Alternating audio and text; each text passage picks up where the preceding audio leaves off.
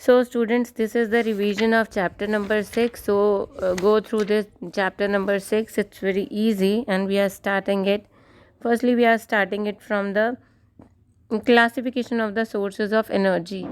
And I hope that you all know about the fuels, that substances which produce heat on burning in air are called fuels. Then classification of the sources of energy. Firstly, we are going to classify it according to the occurrence, and according to occurrence we are having natural sources and synthetic sources, which are made by the nature. In the nature are natural sources like tidal energy, hydro energy, wind energy, and which are man-made are synthetic sources like chemical energy in batteries. Then next is according to the physical state, that is solid, liquid and gas. I hope that you all know about these. Then we are having the availability criteria. In availability criteria we are having renewable and non-renewable sources. So renewable source of energy वो natural source होते हैं that can रीप्लेनिश itself. थोड़े से time के बाद वो दोबारा हमें उतने ही मिलने लग जाते हैं, जैसे विंड सन एंड बायोमास, या फिर वाटर हो गया. ये सारे इनएग्जॉस्टिबल भी बोलते हैं. कई बार आ जाता है what we call the renewable sources. It is there in your social science also. We call them inexhaustible. And non renewable sources को हम एग्जॉस्टिबल बोलते हैं बिकॉज ये ख़त्म होने वाले होते हैं और एक बार यूज़ हो गए तो वो दोबारा हमें जल्दी से नहीं मिलते हैं. Fine. Then if you talk about fossil fuels, तो फॉसिल फ्यूल्स को हम फॉसिल फ्यूल्स क्यों कहते हैं? Because they are formed over a period of millions of years. बहुत मिलियंस ऑफ ईयर्स लग जाते हैं उसको बनने में. एंड बनते कैसे? By the action of heat and pressure. Heat उनको मिलती है अर्थ कोर से, प्रेशर उनको मिलता है रॉक एंड सोल से, सॉइल से, एंड किसके ऊपर? On the dead remains of plants and animals. So wood, if we take wood as a fuel, ये मेजर रिन्यूएबल नेचुरल रिसोर्स है. कुकिंग और हीटिंग में काम आता है. स्टीम इंजन में, स्टीम टर्बाइंस में कभी कभी यूज़ हो जाता है for generating electricity.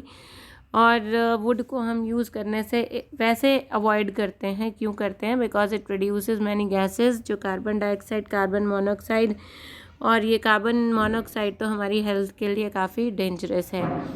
Then we are coming on coal. Firstly coal क्या है आपको ये बताना. It is a readily combustible black rock या ब्राउनिश ब्लैक सेडिमेंट्री रॉक होता है ये. It is a sedimentary rock, ध्यान रखना. और जब इसको हम जलाते हैं तो it produces a lot of smoke and foul smelling gases. ठीक है जी. But it is the largest source of energy for generation of electricity. Largest source means fossil fuel. As a fossil fuel it is the largest source of energy. Then occurrence of coal कहाँ पे होता है? It is deep down under the surface of earth. और India में अगर कोई पूछे उसकी लोकेशन तो Jharkhand, Madhya Pradesh, Orissa and west Bengal. Largest coal mine है बोकारो और झरिया में, ये झारखंड में है. और रानीगंज में जो है वो वेस्ट बंगाल में है. Then formation of coal. Formation of coal जो है, coal is formed from plant remains. ये याद रखना that it is formed from the plant remains. इसमें एनिमल रिमेन्स नहीं आते हैं. So the process of conversion of dead plant material into coal is called carbonisation. आप डेड प्लांट्स एंड एनिमल्स नहीं लिख सकते इसमें because it is only made by wood, that is plant material. Fine. Then we are going to have types of coal, and that is peat, lignite, bituminous and anthracite. और इनको हम कैसे differentiate करते हैं? According to their content of volatile material. उसमें कितना volatile material present है, कितना परसेंटेज ऑफ कार्बन है, कितना मॉइस्चर है और कितने एलिमेंट्स प्रेजेंट है. इस बेसिस पे हम इनको क्लासीफाई करते हैं. तो सबसे पहले अगर आप पीट को देखो तो ये सबसे सॉफ्ट ब्राउन सब्सटेंस होता है. इसमें सबसे कम कार्बन होता है और ये अर्लीस्ट स्टेज होती है कोल के फॉर्मेशन में. तो ये इट इज़ नॉट अ कोल, हम इसको कोल की तरह यूज़ ही नहीं कर सकते. अर्लीस्ट स्टेज है ये कोल में. तो मेनली जो यूज़ होता है वो होता है लिग्नाइट. इसमें 38% ऑफ कार्बन आ जाता है. इसको लोएस्ट ग्रेड ऑफ कोल बोलते हैं, लेकिन ये पावर जनरेशन में, इलेक्ट्रिक पावर जनरेशन में काम आता है. देन आता है आपका बिट्यूमिनस कोल. इसमें 65% कार्बन होता है, वो पावर जनरेशन में काम आता है या कोक बनाने में काम आता है. देन एंथ्रासाइड, ये हार्ड कोल है, 90% ऑफ कार्बन है और ये हाईएस्ट ग्रेड होता है कोल का, सबसे अच्छा। Then we are coming on destructive distillation. जब हम कोल की स्ट्रॉन्ग हीटिंग करते हैं in the absence of air, it is called the destructive distillation of coal. तो इससे प्रोडक्ट्स बनते हैं coke, coal tar and coal gas.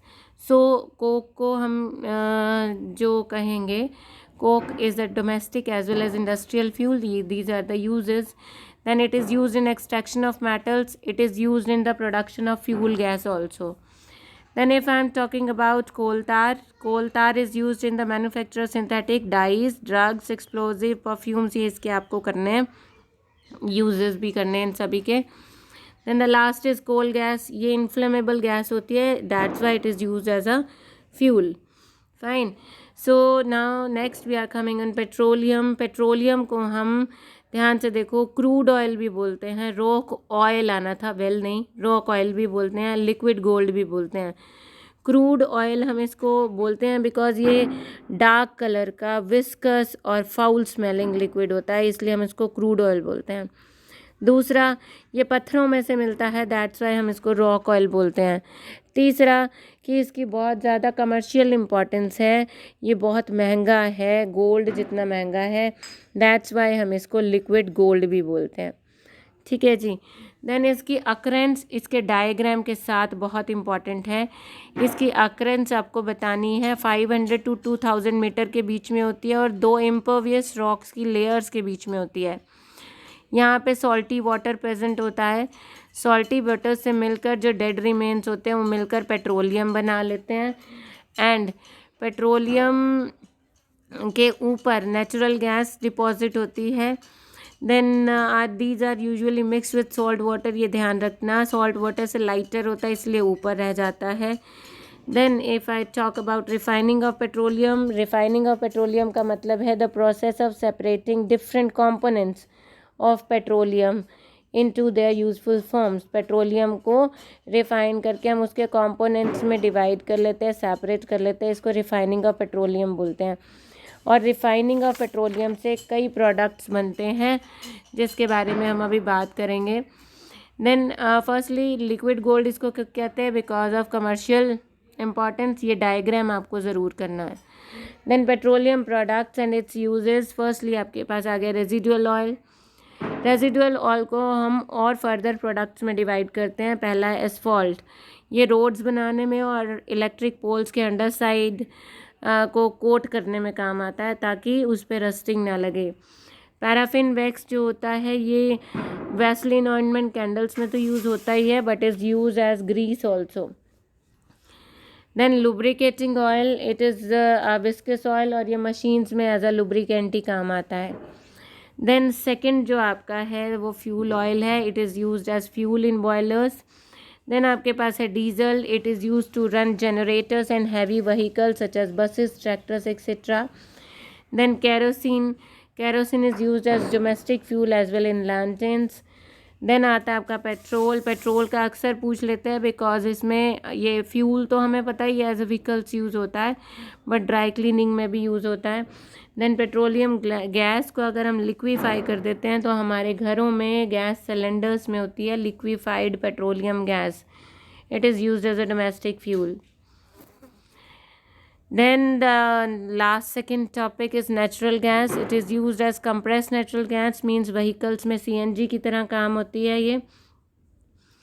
और इसकी अकरेंस कहाँ हमें मिलती है इंडिया में, एक तो जहाँ पे भी पेट्रोलियम ऑयल के वेल्स हैं उसके ऊपर तो मिलती है, साथ में मेनली गोदावरी, कृष्णा बेसिन और मुंबई हाई और त्रिपुरा में।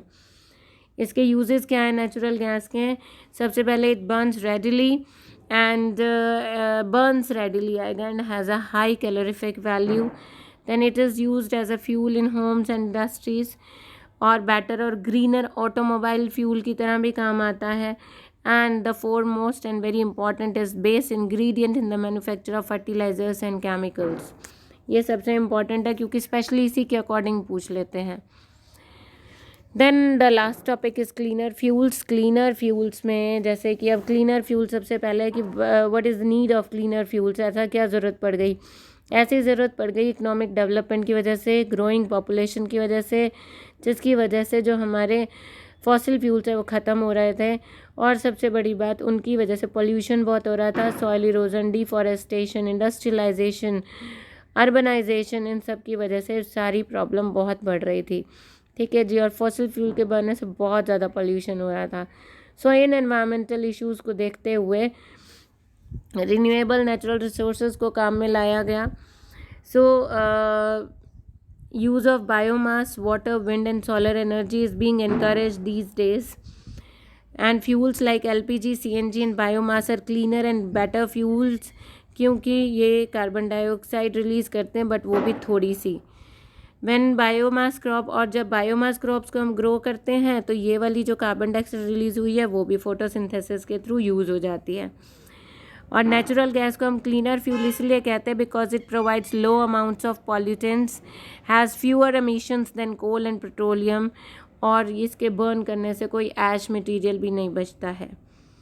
Then we are also encourage to use alternate sources of energy जैसे solar energy, geothermal energy, hydel energy, so that we could protect the environment और ग्लोबल वार्मिंग का रिस्क हम कम कर सकें। सो बच्चे, this was the chapter number 6। इसको एक बार पढ़ लेना, एक एक करके रिवाइज करते हैं। कल आपके पास पहुंचेगा chapter 7 for revision. Thank you very much, और do read this chapter, take it seriously.